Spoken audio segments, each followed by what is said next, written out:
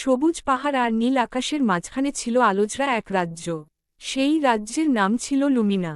সেখানে পরীরা বাস করত, ফুলের পাপড়িতে ঘুমাত, আর শিশিরের ফোঁটায় গান বাজত। লুমিনার সবচেয়ে কনিষ্ঠ পরীর নাম ছিল ইরা। ডানায় তার রংধনুর ছোঁয়া থাকলেও ইরার সবচেয়ে বড় শক্তি ছিল তার কোমল মন। একদিন ভোরে রাজ্যের মাঝখানের আলোঝরা বৃক্ষ হঠাৎ নিভে যেতে শুরু করল। সেই বৃক্ষ থেকেই লুমিনার আলো ছড়াত।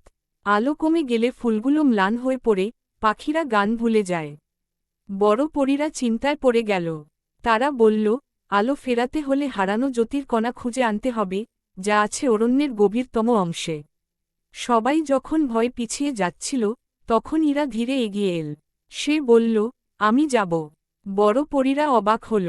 ইরা ছোট, অভিজ্ঞতাও কম, তবু তার চোখে ছিল দৃঢ়তা। রাজ্যের মঙ্গলই ছিল তার একমাত্র ভাবনা। ইরা রওনা দিল। পথে সে পেল কাটাঝোপে আটকে থাকা এক প্রজাপতি। ইরা থেমে তাকে মুক্ত করল। প্রজাপতি খুশিতে বলল, দয়া কখনো বৃথা যায় না। এই বলে সে ইরার ডানায় এক ফোঁটা আলো রেখে দিল। ইরা বুঝল না তখন, কিন্তু তার পথ একটু উজ্জ্বল হল। আরও এগিয়ে সে পেল শুকনো নদীর ধারে বসে থাকা এক খরগোশ। নদী শুকিয়ে যাওয়ায় সে তৃষ্ণায় কাতর। ইরা নিজের জলভরা শিশিরের পাত্র থেকে তাকে জল দিল। খরগোশ বলল, বিপদে ডাকলে আমাকে মনে করো। কথা শেষ করে সে অদৃশ্য হয়ে গেল। অরণ্যের গভীরে ঢুকতেই আকাশ কালো হল। হঠাৎ এল ঝড়। ইরা ভয় পেল, তবু থামল না। সে মনে করল রাজ্যের ফুল আর গান।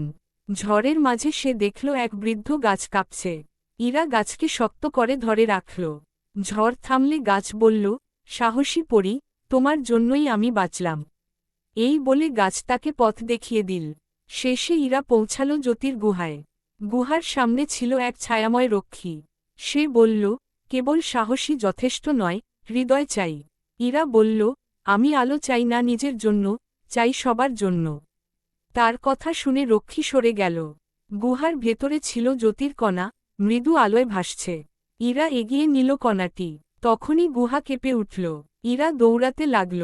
পথে সে ডাকল খরগোশকে। সঙ্গে সঙ্গে খরগোশ এসে তাকে দ্রুত পথ পার করিয়ে দিল।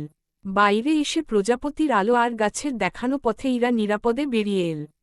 লুমিনায় ফিরে ইরা আলোছড়া বৃক্ষের গোড়ায় জ্যোতির কণা স্থাপন করল। মুহূর্তে রাজ্য আলোয় ভরে উঠল। ফুল হাসল, পাখিরা গান ধরল। বড় পরীরা ইরাকে বুকে টেনে নিল। তারা বুঝল, আকার নয়, হৃদয়ের বড়ত্বই সত্যিকারের শক্তি। সেই দিন থেকে লুমিনা একটি কথা সবাই মনে রাখে, যে দয়া করে, সাহস দেখায়, আর সবার জন্য ভাবে, তার হাতেই থাকে জাদু। ইরা হাসে, ডানায় রংধনু নাচে, আর রাজ্য আবার আলোকিত।